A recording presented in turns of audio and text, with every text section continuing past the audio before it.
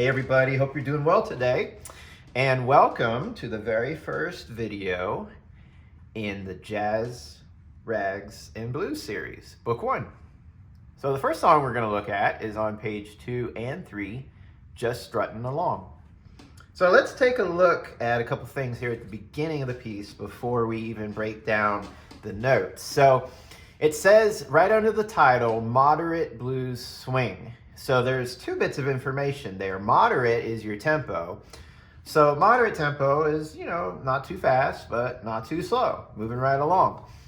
Obviously, when we practice, we're not going to start moderate. We're going to start very, very slow. And in some cases, maybe not even think too much about the rhythms. We definitely want to try to get those notes and fingering first. The other thing it says there is a blues swing. And then you've got this information in parenthesis that might be a head scratcher. I'm going to get to more of that in just a little bit on this video, but whenever you see that, whether it says swing or in parenthesis, what that is in parenthesis is 2 1/8 notes equals a triplet, but the triplet is a quarter note followed by an 1/8 note, and some of you might be like, what are you talking about? I will make it a lot easier for you later on in this video. But just know when a piece says that at the beginning that you're going to swing the 1/8 notes instead of playing them as a straight rhythm. All right, more on that later. First, I want to start with the treble clef. And notice we're in 4/4 time, so even though I may not dig into rhythms right away, it's still good to know how many beats per measure, 4 beats per measure. Making sure the quarter note gets 1 beat, that's important, which it does. And still being aware, you don't want to rush whole notes and take forever on 1/8 notes. You don't want to try to completely ignore rhythms when we're doing notes. So our first note written on the staff is a 4th finger on A. Okay, but look below that A, and it says 8VA. When 8VA is ever written below the treble clef, that means you're going to go down an octave. And 8 means an octave. And you could literally count down 8 notes from this A. This A is going to be your first note. 1, 2, 3, 4, 5, 6, 7, 8. And where does that take you? Well, to this A. So you're actually playing the A below middle C. Okay? So here's middle C. So again, the A is written there, but it's telling us to play it an octave lower here. Okay? So on beats 1 and 2, you have your 4th finger on this A, followed by G with your 3rd finger, and catch that E right below it with your thumb. And then you have a quarter rest. Now the second measure is the exact same thing, except the 8VA is gone. So that means you're actually going to jump up and play it exactly where it's written. Notice it's the exact same notes and fingering. Now in the third measure, you're going to start out on 2 A's, but it says 8VA once again, and it's written below, so you're going back down. So there's your A on beat 1, on 2. On beat 3, these 8th notes, you've got G with your 3rd finger, thumb on E, then you got a B with your 5th finger, and you're going to finish with A on 4. Now notice the A is tied into measure 4 on the second line. So that A, you hit it on the and of beat 4, and you're going to keep holding it in measure 4 for beats 1, 2, and 3, and then you're going to come off on that quarter rest on beat 4. All right, so this is basically our introduction, these first 4 measures. So listen to what this sounds like as I play those 4 measures in the right hand.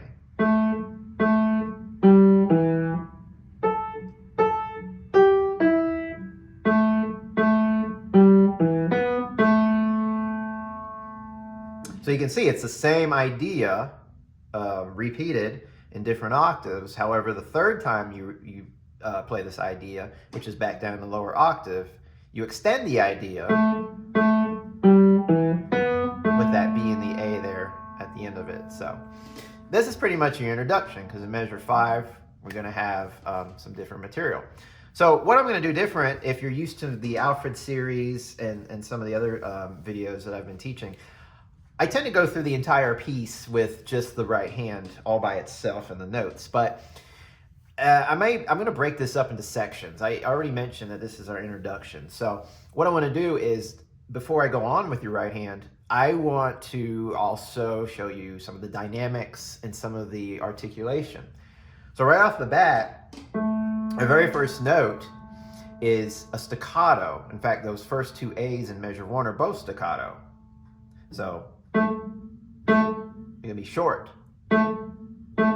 Plus it's mezzo piano, so not too loud. When you get to the G, notice there's an accent under that G, so you're going to hit that G kind of harsh before going to the E, which the E does not have an accent, so it's softer.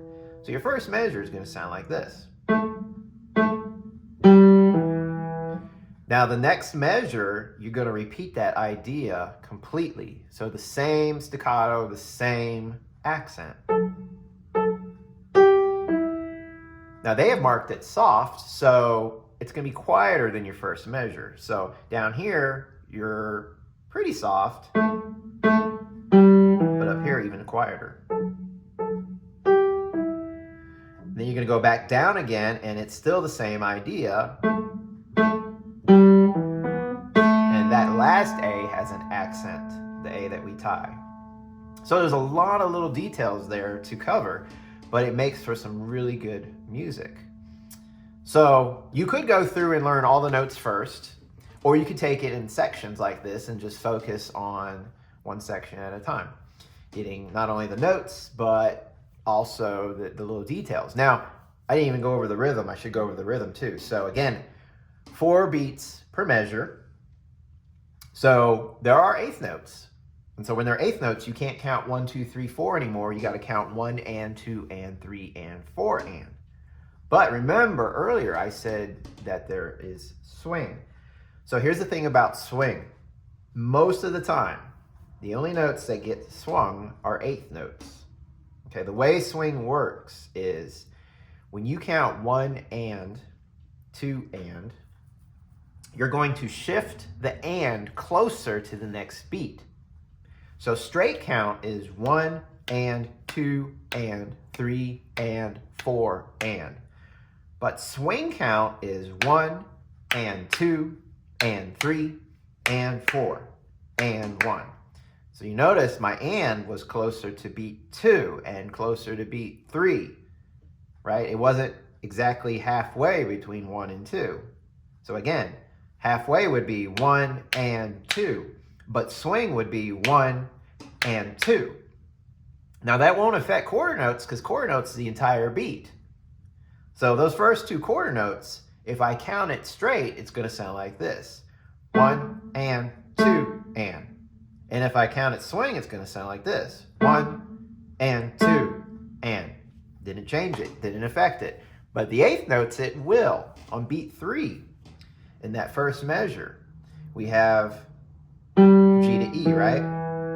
If I play straight eighth notes, it's going to go 3 and. But if I swing it, it's going to go 3 and. So what happens is the big beats, which is 1, 2, 3, and 4, they're long. The ands are short. So notice how the G is longer now than the E. 3 and. So when I put the whole measure together, it's going to go like this. 1 and 2 and 3 and. It actually makes a little more sense now with the accent because you're going to accent the longer eighth note, and then the E is not quite as loud, and you're not holding it quite as long. Now you're really going to notice the swing in the last measure on the top line. Okay, so that is going to be 3 and 4 and the and, you're just holding. Remember that A is tied, so you're still going to keep counting with the swing, but just remember to tie the A there. So that entire last measure would go like this. 1 and 2 and 3 and 4 and it's challenging. It is very, very difficult to do this right away with the staccatos and the accents. So I didn't teach the rhythms first. I actually presented to you the staccato and the accents, the articulation. But what I would recommend doing is, if that's too much information, take away the staccatos, take away the accents, and just focus on the rhythm. So I will demonstrate. 1 and 2 and 3 and 4 and 1 and 2 and 3 and 4 and 1 and 2 and 3 and 4 and 1 and 2 and 3 and off on beat 4. You could even go slower. You may have to go slower. And notice, you got the octaves. You're jumping around the octaves. So there's just so much going on in this introduction. You really got to break it down, I think. Some people choose to learn the entire piece straight eighth notes right away. Then they'll go back and swing it. That is an option. That is definitely an option. Sometimes I like to swing the eighth notes as soon as possible, just to get that habit. Because in this series, you're pretty much going to be swinging the eighth notes most of the time. The rags are the only pieces where you won't swing the eighth notes. But otherwise, you're pretty much going to be swinging it. There's a few blues pieces you won't swing it either. All right, so that covers the right hand in the introduction. You know what? I'm going to introduce the left hand. Because the left hand in the introduction goes along with the right hand in terms of notes, in terms of rhythms, and in terms of the articulation, once again. Your first note in the left hand is A as well. Second finger, it's this A, pretty low. Okay, so we have A on beat 1, and again on 2, and the G, third finger, down to E with your fifth finger. So, same thing you played in the right hand, right? I'm sorry, it's down here.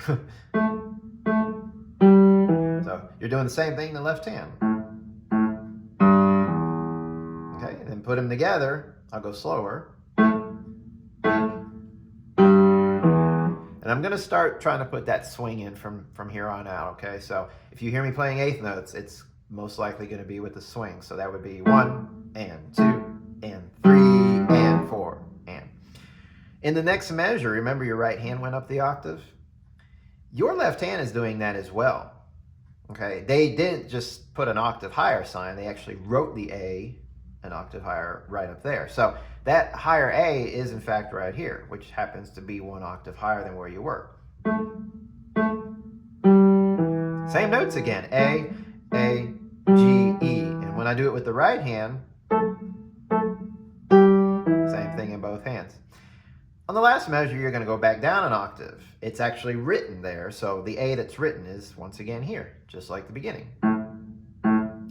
G, E, and then you've got your B, A, just like you had in the right hand.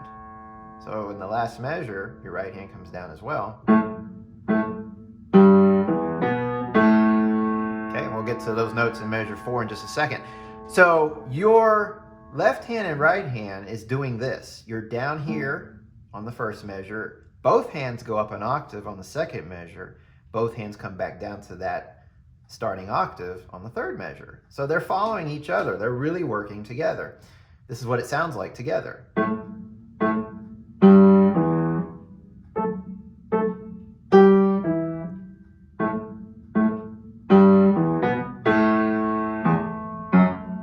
So on measure 4, on beats 2, 3, and 4, you've got E with your fifth finger, F sharp with your fourth finger, G sharp with your third finger, and those are staccato. So 2 and 3 and 4 and each one's getting a little bit louder. There's a crescendo there. The other thing is you've got these quarter rests on the end of measure 1 and 2. The quarter rests there are, in my opinion, to help you navigate to the next octave. This is still going to be tricky though. So you're coming from these E's and you got to go all the way up to A's, but mind that you're going to be using 4 in the right hand and 2 in the left hand. So even though you're jumping, don't just jump to a random finger. Jump to those specific fingers. So your A's are always 2 and 4. 2 and 4, back to 2 and 4 in both hands. Okay, let's go on to measure 5, just the right hand. Okay, so I'm just going to dig into the notes first. We have an eighth rest on beat 1, and then you come in on the and with, this is an A below middle C with your thumb. Now your next note is middle C. Notice they have 2. Normally 2, you might think, oh, on the next note, which is B. No, you're actually going from A to C. It's a skip, but you're not skipping fingers, and that's why the fingering is written in there to remind us. After the C, you'll have your 3rd finger on D. Your 4th finger will take D sharp, and your 5th finger will take E, which is tied into beat 4. On the next measure, you have an 8th rest. Come in with your 4th finger on D. Notice the tie there. We'll get to the rhythm in just a moment. Followed by middle C, which will be 3. Back to D. Middle C again. Your thumb is down to that A. Now here's where it gets interesting. One note below that A is your next note, which is G, but it's with 2. Here's my 2nd finger. Currently, it's over the beat. That means you're gonna have to cross, okay? As your thumb is holding the A, be crossing over to 2 on G. Now don't lose your thumb on A, because look at measure 7. You've got to rest, but you're gonna come right back down with that thumb on A. Okay, and then 2 is gonna swing back around to middle C. Then you're gonna have 3 on D, 4 on D sharp, 5 on E, and that is not a D on beat 4, but that is once again a D sharp. Remember the rule. Once you have a sharp, in this case a D sharp in the measure, all the Ds that follow will be sharp. So that's a D sharp again on beat 4, and then E on the and of 4. Your next measure, measure 8, you've got a quarter rest. After that, you've got 2 on E. Notice my 5th finger just played E, so that means I'm gonna have to jump during that rest to 2 on E. So if my 2's on E, what I would say for this next 2 notes, D and G sharp, I would use 1 and 4. So 1 is on the D, 4 is on the G sharp. And make sure when you hit them together, they sound like 1. So if 2's on E, 1 and 4 should fit comfortably on D and G sharp. Now you could do 1 and 5, but that's more more movement you're gonna have to do in this next measure. If you do 1 and 4, look at measure 9. After the 8th rest, you have 4 on A. My 4 is on G sharp. A is just right here. I can almost slide down to it. Well, I've got the 8th rest, so I gotta break.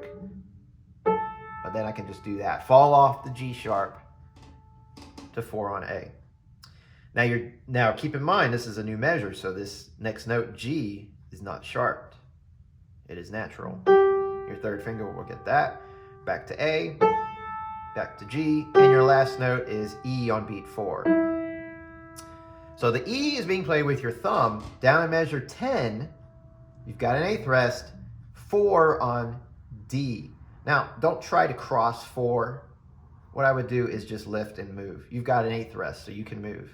And that way all your fingers are down here already and you're not trying to swing your arm and elbow out. So, on measure 10, after the 8th rest, 4 on D. Then you have C with 3, back to D. C again. Your thumb goes down to A. Now, there's that G again, but it's not 2, it's 3. So crossing from your thumb on A to 3 on G. And here's the beauty of that. Look at measure 11. Guess where we're at? You're thinking, oh, that A is way up there. I got to jump up. But octave lower. We have the 8 VA. So the A is right there. How about that? 3rd finger on G puts 4th finger automatically on that A. And this is just like the beginning. Specifically, just like that 3rd measure on the top line right there.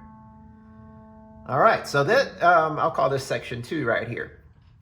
All right, so we went over the notes. Now we need to go over the rhythms in the right hand. All right, so a lot of swing here. A lot of 8th notes. 8th rests are affected as well. So on measure 5, I have an 8th rest on beat 1. That 8th rest is now going to be long. Okay, so it's not just the notes. It'll be the rests that are affected too. So measure 5 is going to sound like this. 1 and 2 and 3 you've got the rest. Make sure you get 1 on the rest and hold it. But then this A is short. So that A is just going to go right into beat 2. The other thing to keep an eye out for, the E. So the E comes in on the and of beat 3, and we said the ands are short, right, when you swing. But once you hit the E, you're just going to hold it for the rest of the measure. So keep counting the swing, and that's the thing you want to do. You want to be consistent when you count swing. Even when I was doing the quarter notes earlier, I was counting swing. You don't want to ever go back and forth between swing and straight, unless the music calls us to do that or asks for us to do that. Otherwise, keep it consistent. So the whole measure, once again, let me give you a little count off. 1 and 2 and 3 and 4 and 1 and 2 and 3 and 4 and. Keep in mind that it gets tight in here. Look at these notes and these fingers. It's very tight. So curved fingers, be on top of those keys, especially 4 and 5. I try to purposely play that E a little bit louder. It's with my pinky finger, so there's not an accent there, but I'm just trying to train to make sure that I'm not weak with those fingers because they're naturally weaker fingers. Going on to measure 6, you have a tie right away. Now the tie comes in on the and of 1, and you're going to hold it for the first half of beat 2. But remember, 2 is long. All right, so this is what this next measure will sound like, measure 6. Little count off, 3 and 4 and 1 and 2 and 3 and 4 and. So again, you have the long 8th rest, 1 and 2 and. So that D is and 2, and then move to C on the and. Now, if some of this gets really complicated, what I recommend is writing in your book, writing the counts, okay? When you do that, line it up, though. Under the 8th rest, put a 1. Under the D, put a and. Under the second D, even though it's tied, go ahead and write a 2, because you still need a count there. Under middle C, write an and. Under the next D, 3. The next middle C, and. The A, 4, and the G, and. So you can do that through the entire piece. No problem with that. If you're struggling with counting, no problem to go ahead and do that. Eventually, you'll get over that and you won't rely on it so much, but some of this is pretty challenging if you haven't done much swing before. And just remember, when you count to swing, even though you've got it marked evenly, you're not going to actually play it evenly, okay? So measure 6 one more time is 1 and 2 and 3 and 4 and. Measure 7 is a lot like measure 5, except instead of holding out that E on beat 4, you just have another D sharp and E. So here's measure 7, 1 and 2 and 3 and 4 and. Okay. Let me play these first 3 measures for you, 5, 6, and 7. So 3 and 4 and 1.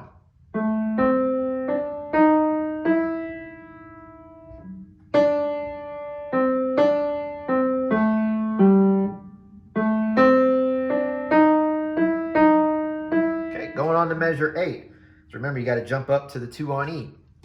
You got a quarter rest on 1 and then staccato on that quarter note on beat 2. 2 and 3 and 4 and. So you see what I did there?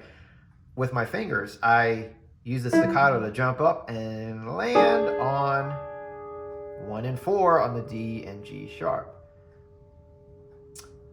On the next measure, we've got our 8th rest on beat 1. You come in on that A on the and of 1, and it's tied into 2, and then on the and of 2, we're going to move. So that measure is 1 and 2 and 3 and 4 and. Measure 10. You don't get much time. You got to jump down. 4 on D.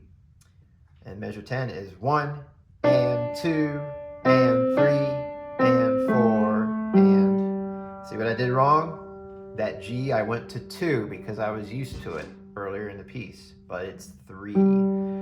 So So if that happens, I circle that 3 or put a box around it, something to get my attention that that is an important finger right there.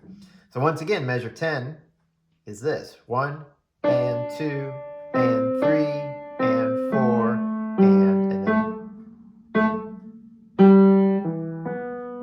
just like the beginning again. All right, all the way through. I'm going to play measure 5 all the way through measure 12, just the right hand. So 3 and 4 and 1.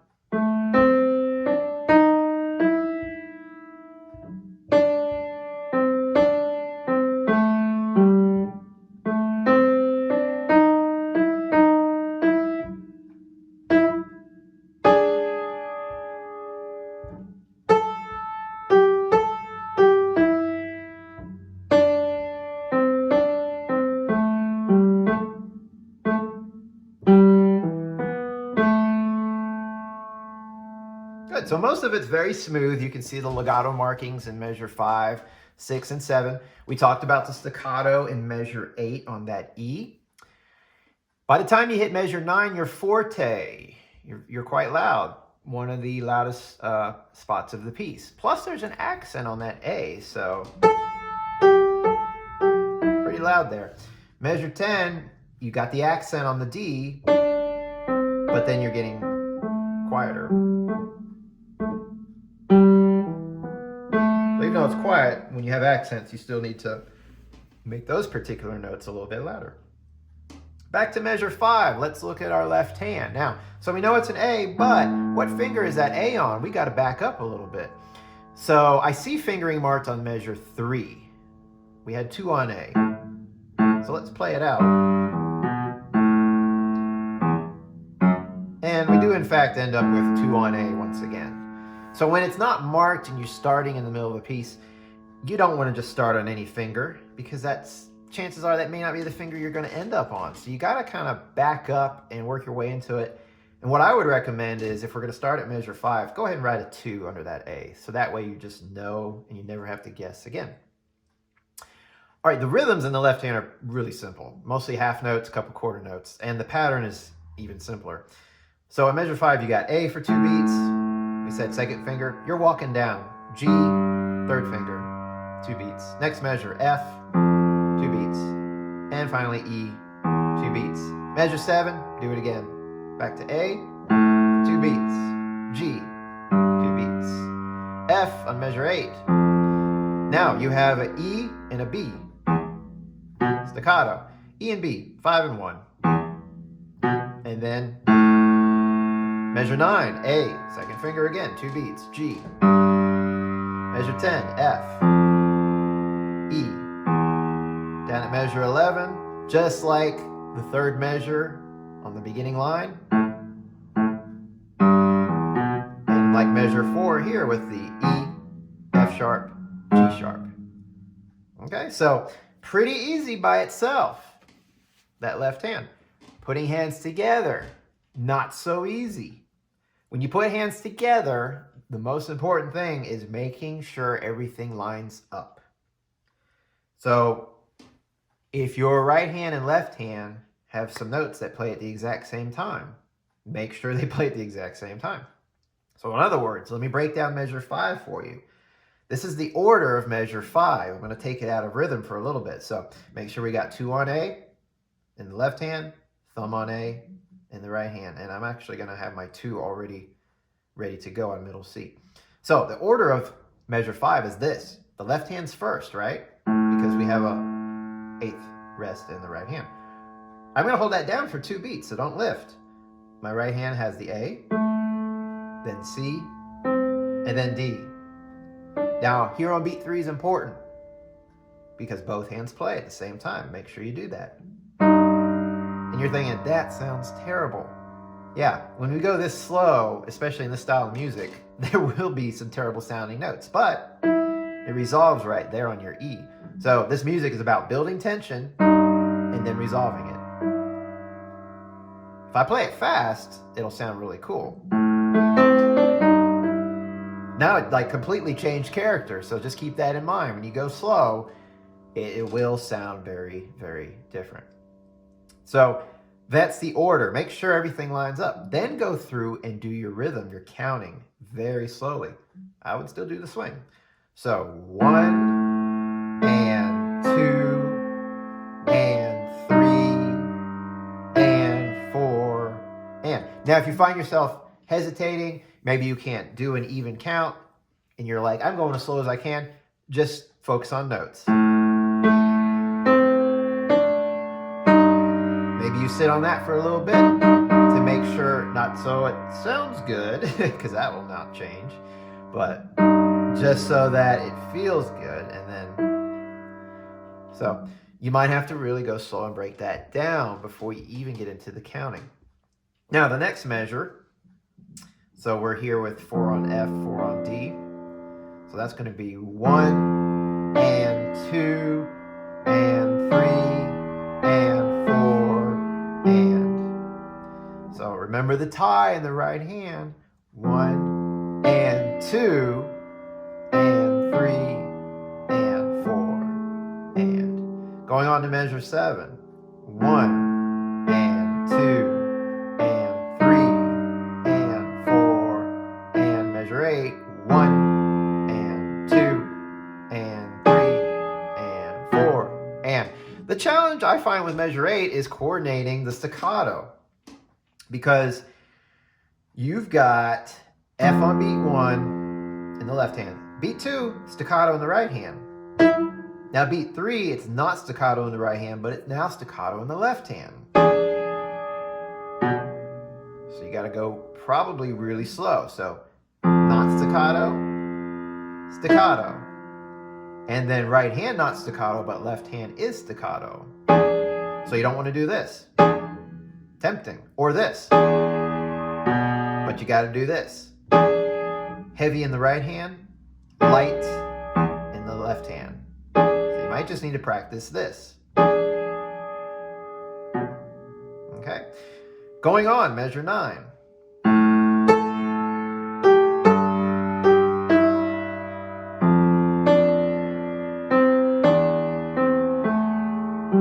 And once again, I did it.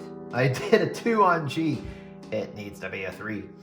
So this was me again. I would mark that 3, circle it. So back at 10.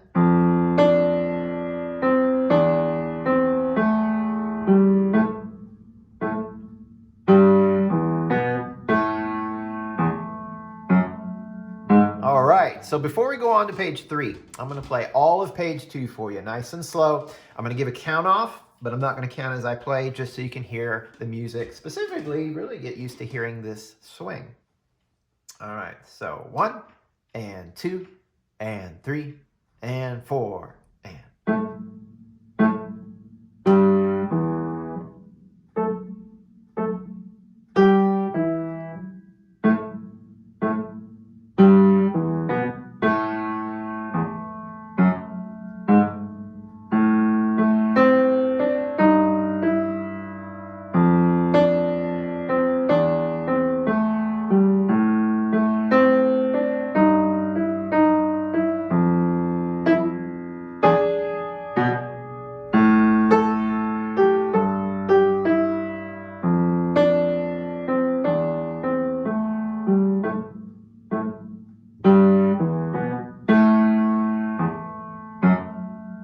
Going on, what's going to happen here is your left hand just ends up the same place.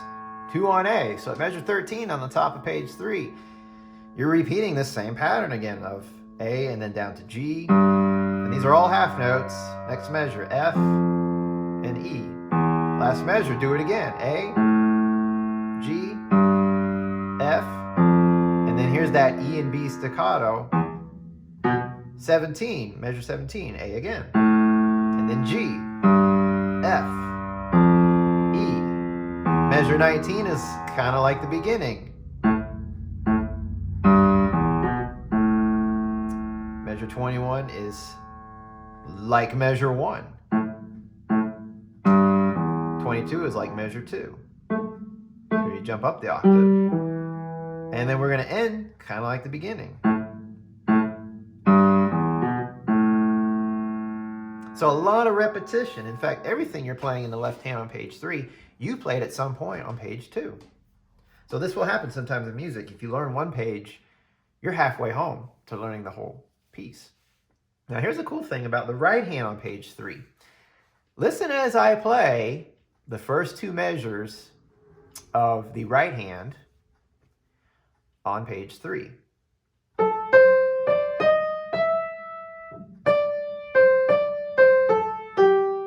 Does that sound familiar?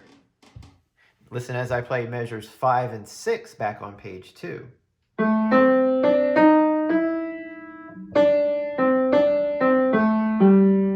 Same thing, except it's 1 octave higher. So on page 2 at measure 5, the A was written here, right? But on page 3 in measure 13, the A is written here. But you're playing the exact same thing in both hands that you played back on page 2.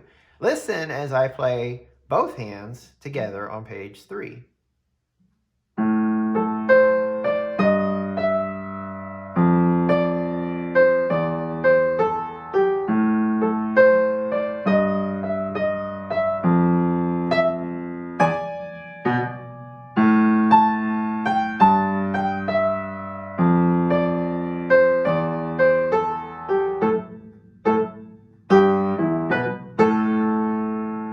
So here's the cool thing. Measures 13 through 20 on page 3 is exactly measures 5 through 12 on page 2, with 2 exceptions.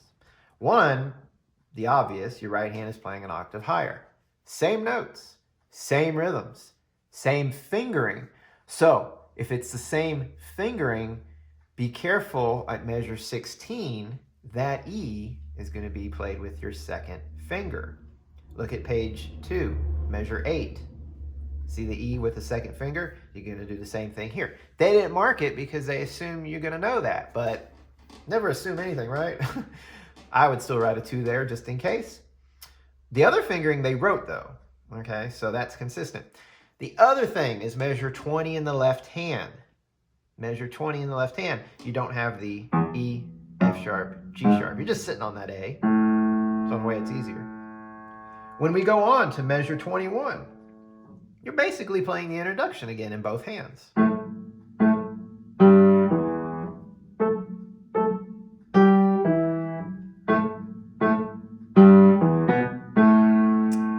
Now, notice there's pedaling on this last measure because I am going to lift both hands and go here. And we still want these A's to ring through, to carry through. That's why the pedal. So you're on these A's, and you're going to jump up here. Now, what is this that I'm doing here? You see the top 2 notes of this chord have a stem up. That's the E and the A. Your right hand will get those 2 notes. Your thumb will be on E, which is the 1 that they've marked there, and the 4 will be on the A. Right below that E is a D sharp, which is right here actually. Okay, so it's really close. What they have you doing though is the left hand is going to catch that with your second finger. Because it says LH in parenthesis, that means left hand. Plus there's a stem down. And sometimes when you have a stem down, that can mean your left hand as well. So again, I'm coming from, down here because I've got the lower octave in the right hand. Now keep this in mind, when I jump, I'm jumping in the right hand 2 octaves. The 4th finger that's on A here, here's 1 octave, here's 2 octaves. That's the 4th finger on that chord, okay?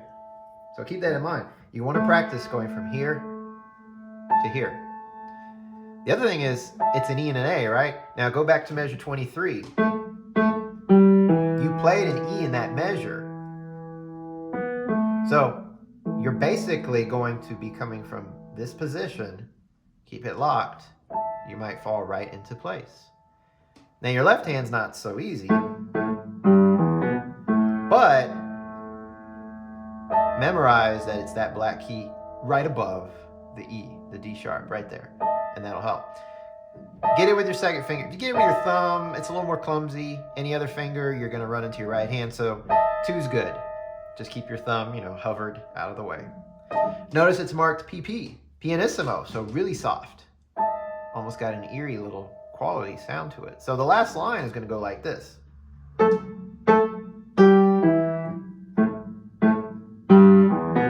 Pedal down, and then jump. Now, normally I'd say, oh, you got all the time in the world. It's slowing down. It's the end of the piece. But in measure 23, parenthesis, it says no rit, no retard, no slowing down. So you're just plowing through to the very end. There's not much more to be said about page 3 because, like I said, page 3 is essentially a repeat of page 2. Just the octave higher in the right hand. Now, that being said, doesn't mean it's going to come automatic. You got to get used to playing instead of 1 octave apart with both hands, you're going to be playing 2 octaves apart. So the distance, does feel a little different. So I still recommend breaking it down, practicing the right hand by itself.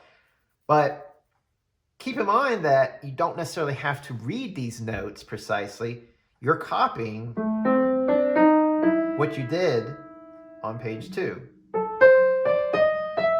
So you can think about it that way too as you learn. So the last thing I'm going to do is play it through all the way. I'm going to give it that moderate blues swing, so a little bit faster. I'll give a count off, and then I'll just go. So we got 1, and 2, and 3, and 4, and...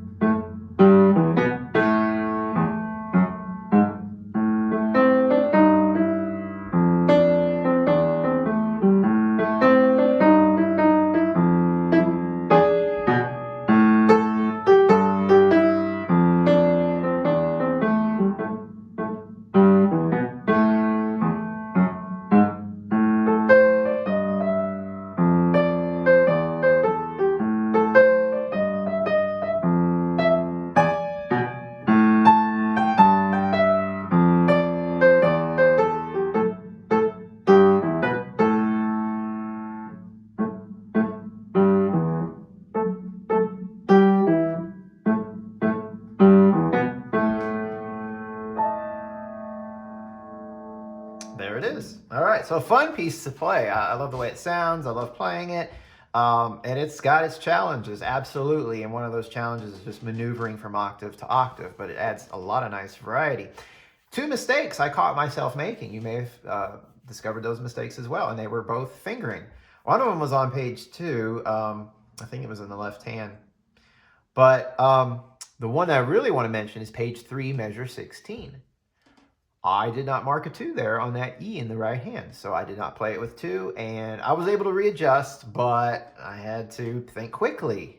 If I had a 2 there, it would have been a lot more comfortable. So it just goes to show that even though it's a repeated section you played earlier in the piece, don't take it for granted.